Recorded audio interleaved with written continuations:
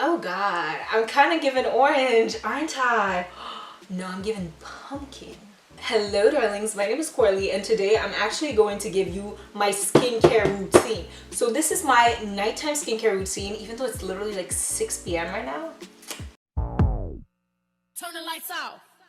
Basically, I just dropped my brother off at soccer practice and I'm supposed to pick him up in less than an hour. So we're gonna see how this is gonna turn out because I'm planning on doing my skincare but also washing my hair. Unrealistic expectations?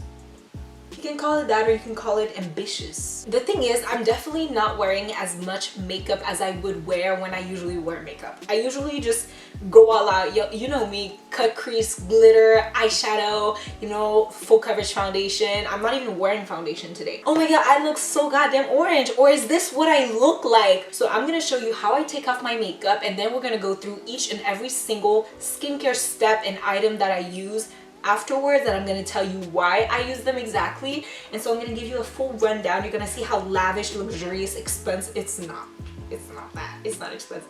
Certainly not that. I do not have the money for this. Skincare to me is something that's very functional, but it's also very enjoyable, and it's a moment of peace, pampering, and I like routines. I like to do regular things every day, and that's something I really like to do. So I look crazy, damn. I feel like every YouTuber ever right now is like filming when you're not really supposed to be filming. Like, it's really dumb of me to film this right now, but it's like I want to start editing this tonight, so I kind of have to get started on this right now. Obviously today I'm not wearing any huge amount of makeup, to be honest. So I would usually go in with like a oily gel or a balm cleanser. I actually really hate this one. I don't know her. Right. Like, what am I supposed to say? I feel as though it's way too thick, and like it's so thick I feel like I'm pulling at my skin when I use it. But from the same line, number 7, the Radiant Result, they have an oil cleanser and they have a balm cleanser. I do actually prefer the balm cleanser from this line, and I really like the Clinique Take the Day Off Balm. I always will go with an oil cleanser. The only reason why I'm not going to use this one today is because I really hate the texture of it, but it's the same concept. If you wear makeup or sunscreen during the day, you're going to have to double cleanse. Listen, whether it's using a micellar water and then cleansing with a cleanser, or using the oil cleanser and then using just like a water-based cleanser, you're going to have to find some kind of balance, because you need to remove the oil-based dirt and then you need to remove the water-based dirt on your face. And that's how you make sure that your skin is really thoroughly and completely cleansed. And basically that's how you avoid a lot of the, you know, unnecessary pore clogging and just dirt and makeup on your face. Like that's gonna make your skin react. It's gonna make your skin bad. So you just want to get every single ounce of this off of your face. Like, yes, makeup is formulated for the face, but you don't need to be sleeping in your makeup, man. Because today I'm actually going to use the micellar water to take off my makeup, I'm going to take the makeup eraser. So if you don't know what the makeup eraser is, it's basically like a microfiber makeup towel. And I like using this because some things that we don't necessarily realize that we do is, especially when we use makeup wipes or cotton pads, we don't realize the amount of waste we're creating. And although I'm not the most, I'm not the most environmentally friendly person, I do believe that every little step you can take in order to improve and to lower your waste is a step worth taking. And I believe, especially about environmental sustainability, I especially believe people need to not have the all or nothing mentality, because that can actually be more harmful than, just changing 1 or 2 things in your daily routine that help you reduce waste. There's like reusable makeup pads, like little round ones. You can also buy that. Like, any kind of option that you feel fits your lifestyle best, I suggest you do. I really like this one because it's microfiber and it's really soft, which is nice. And then what I'm gonna do is just rub this on my face ever so gently. We don't want to do any unnecessary pulling, especially around the eyes, because it's not gonna help us become prettier. So the only thing about this Bioderma Sensibio micellar water is, did I show y'all? It's that one, okay? That's my favorite. The pink one is the best. The thing that I really don't like about the micellar water from Bioderma is that when it stays on your lips, it tastes so bad, which is also one of the other reasons why you do have to double cleanse even if you're using a micellar water. Obviously, using this towel kind of allows me to not have to use any kind of cotton pad, which is really good for Miss Earth, you know, the environment. We don't want to cause her any harm. My cleanser is the CeraVe Foaming Face Wash. It's the one with the teal. I'm gonna put a picture right here so you guys can see exactly what I'm talking about. But I'm basically gonna lather this all over my face for approximately a minute so I can really get all the dirt oil off of my skin. Now that my face is clean and I've actually patted it dry, only so that I could use the Ole Henriksen Fat Glow Facial with PHAs and Nordic Birch Sap. I have no idea what that is. This is an exfoliating mask that you're only supposed to use 1 to 2 times a week. Please, I beg, 1 to 2 times a week, okay? So this has PHAs in it, which is really good for exfoliation. I believe PHAs are basically AHAs, but PHAs. I really like to use this mask every once in a while because I have a lot, I don't know if you can see, I will zoom you in, but I have a lot of like under my skin bumps. Like as much as my skin is really not that problematic recently, right here is like a bunch of under the skin bumps that I cannot seem to get rid of. I happen to only apply to areas that I need this mask, you know? Like I just don't feel the need to put it everywhere because it's like pretty strong, but it's also kind of fragrance, and I'm gonna be real, I don't use a lot of fragrance products in my routine for the reason that my mom is kind of intolerant to fragrance, so I'm guessing that if I'm not intolerant to fragrance right now, I might develop it. But this is a mask, I'm like, you know, it's not that bad. And basically when you're done laying a whole layer of the mask, you're just gonna go on a rub like this, and then you're gonna wait for a good 15 minutes. It turns from pink to white. I'm basically just not gonna struggle with it too much for 15 minutes, and then I'm gonna rinse it out and we're gonna jump onto the rest of the skincare routine. Okay, so now we finally get on to the actual skincare. Well, no, that was all skincare, but we actually get into the skincare that's gonna stay and remain on my face. People will always